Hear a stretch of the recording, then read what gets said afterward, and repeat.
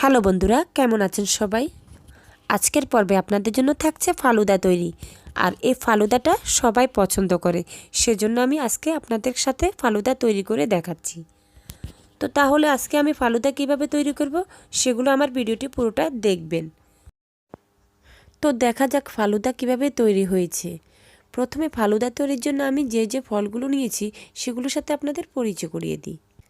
এখানে আমি আপেল কুচি করে নিয়েছি দুটো, তারপর পেয়ারা কুচি করে নিয়েছি, তারপর মালটা কুচি করে নিয়েছি, এর কালা আঙ্গুর কুচি করে নিয়েছি। আপনারা চাইলেও আরও অনেক রকম ফল অ্যাড করতে পারেন, তবে আমি আজ 4 রকম ফল দিয়ে ফালুদাটা তৈরি করেছি। রাঁধুনি ফালুদা মিক্স এই প্যাকেটটা আমি বাজার থেকে অলরেডি কিনে নিয়ে আসছি। আর কেউ কেউ কিন্তু বাসায়ও ফালুদাটা তৈরি করতে পারেন। ফালুদার যে উপকরণগুলো আছে সেগুলো বাড়িতেই তৈরি করা যায়। এখানে ফালুদার প্রস্তুত প্রণালী, তারপর কিভাবে জেলি তৈরি করা যায় সেগুলো এখানে দেওয়া আছে। জেলি প্রস্তুত করা খুবই সহজ।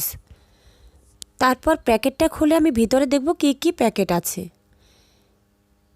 3টি প্যাকেট এখানে আছে সবুজ রঙের জেলু, তারপর আছে অরেঞ্জ কালার জেলু, আর বাকি প্যাকেটে আছে কিছু নুডলস, এটাও কিন্তু অরেঞ্জ কালার, কিছু নুডলস, সাবুদানা এবং কিচমিচ, তারপর কিছু চিনি।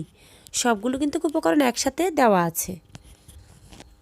প্রথমে জেলুটা তৈরি করে নিচ্ছি। 1 কাপ পানি দিয়ে প্রথমে সবুজ কালার জেলিটা তৈরি করে নিচ্ছি। হাই হিটে কিন্তু এটা তৈরি করতে হবে।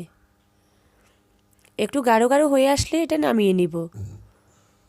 তারপর অরেঞ্জ কালারটা আমি তৈরি করে নিব। 1 কাপ পানির ভিতরে আমি জেলিটা ঢেলে দিচ্ছি।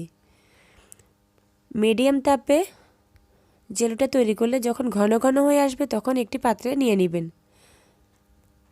বাবলগুলো যখনই গাঢ় গাঢ় হয়ে আসবে তখনই নামাতে হবে। ভালো করে কিন্তু নাড়তে হবে, না হলে কিন্তু পাত্রে লেগে যেতে পারে। তারপর একটি পাত্রে আমি ঢেলে নিচ্ছি।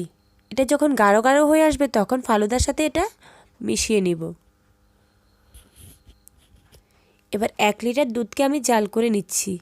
তারপর হাফ চামচ চিনি দিচ্ছি, কারণ হাফ চামচ দেওয়ার কারণ হচ্ছে প্যাকেটের ভিতরে চিনি আছে, সেজন্য আমি হাফ চামচ দিয়ে দিচ্ছি। দুধটা যখন ফুটিয়ে আসবে তখন উপকরণগুলো আমি এখানে ঢেলে দিচ্ছি। তারপর মিডিয়াম তাপে এগুলোকে ভালো করে নেড়ে নিব। অরেঞ্জ কালারটা আছে, অনেকে কিন্তু সাদা কালারটাই ইউজ করেন, আবার কেউ কেউ অরেঞ্জ কালারও ইউজ করেন। প্যাকেটের ভিতরে যা আছে তাই। যখন বাড়িতে আপনি বানাবেন তখন কিন্তু ওটা পারফেক্ট ফালুদা তৈরি হবে, কারণ ওটার সাথে কোনো কেমিক্যাল ইউজ করা হবে না।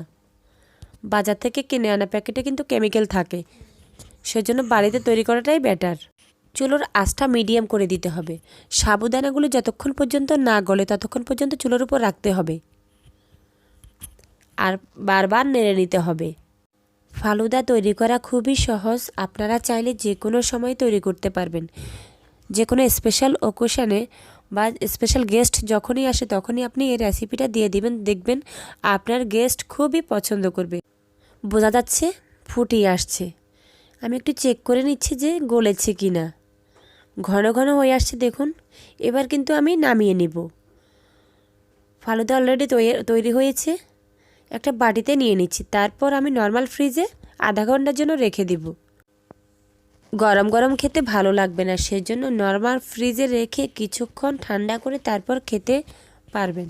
এবার আমি এগুলোকে সাজিয়ে নিচ্ছি। কীভাবে ফালুদা সাজাতে হয় সেগুলো একটু ফলো করুন। আমি এখানে ফালুদা তৈরির জন্য ফলগুলো এখানে সবগুলো অ্যাড করে দিচ্ছি। তারপর জেলুগুলো যেগুলো জমিয়ে রেখেছি সেগুলো দিয়ে দিচ্ছি। তারপর ফালুদা দিয়েছি, তারপর আবারও ফলগুলো অ্যাড করে দিচ্ছি।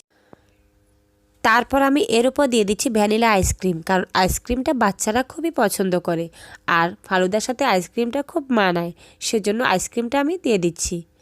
খেতে খুব ভালো লাগবে।